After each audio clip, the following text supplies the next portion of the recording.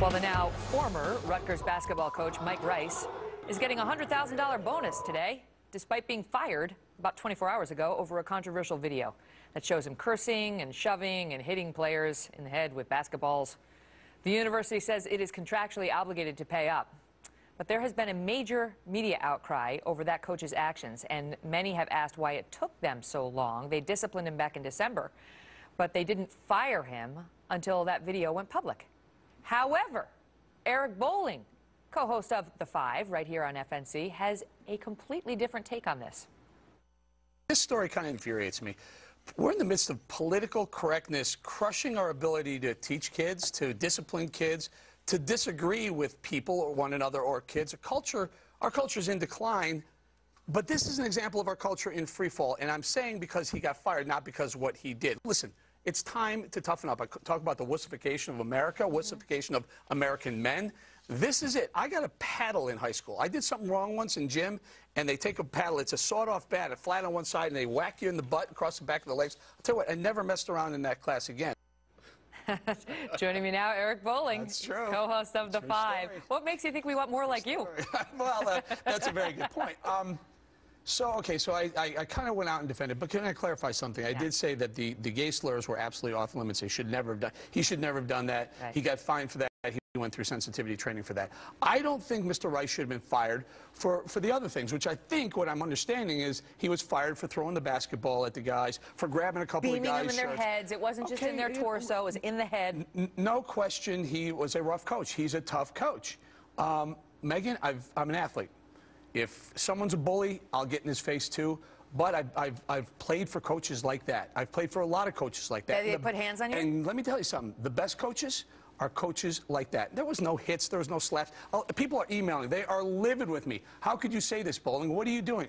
Here's what I'm doing. I'm saying we are so afraid to discipline our kids. We're so afraid to tell our kids we disagree with what they're doing.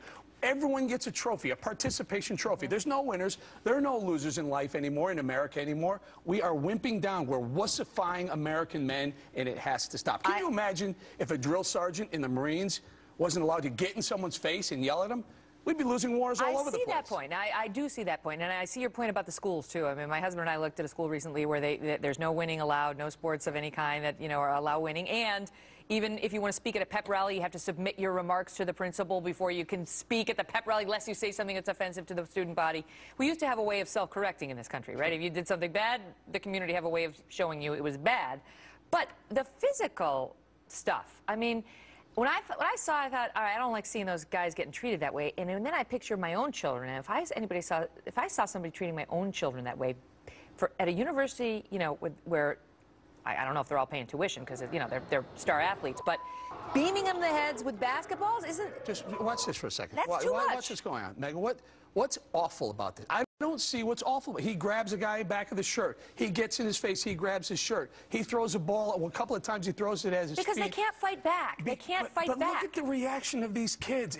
They're not being singled out. It's not one kid who's getting beat up or singled out. Well, that doesn't make it any better. It's degrading and humiliating to be hit in the back of the head with a basketball. Listen, you can't go out down the hallway on the 12th floor of Fox and do this kind of stuff. And listen, I just came back from harassment training yesterday, and there are certain situations where different rules apply. It's an athletic field. It's a sports court. The rules are different there.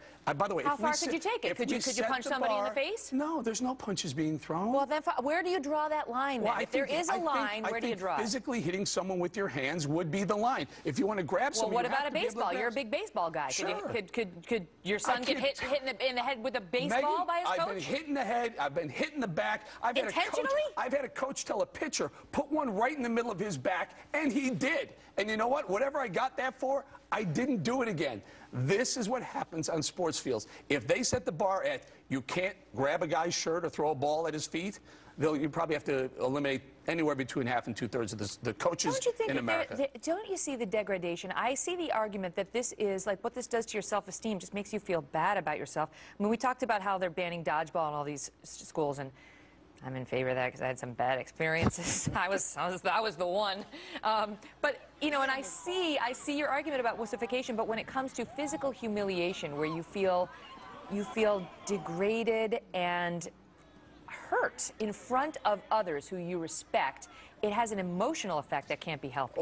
Perhaps, or it has an effect where you learn to brush it off, get back in the batter's box, put your helmet back on, and go hit the ball. I mean, my son and I watched that. I DVR'd that segment, right? I played it last night. Showing Mike Rice. The 5 segment. Where he saw me standing up for Mike Rice. And he looked at it, we watched it together, and he said, Dad, are you sure you can do this? Are you sure that's okay? I said, Eric, if you're standing around, you're being lazy, yeah, I'm okay with that. And he just kind of looked at me like, all right, there's a lesson to be learned. Don't we need to toughen up a little bit? Isn't American culture just in an absolute free-for-all right now? American men need to get it back. It may not be just the men, I have to say. I mean, you know, the women, they're not playing the dodgeball either. They're not playing the sports that allow you to win at all the schools either. So we all need to be tough, because once we get out there, we're going to be facing you. No slurs, no racial, no gay slurs, and don't hit anyone. I'm not for that. Let's make that perfectly clear. Eric Bolling, see you tonight, 5 p.m. Eastern Time. Great show.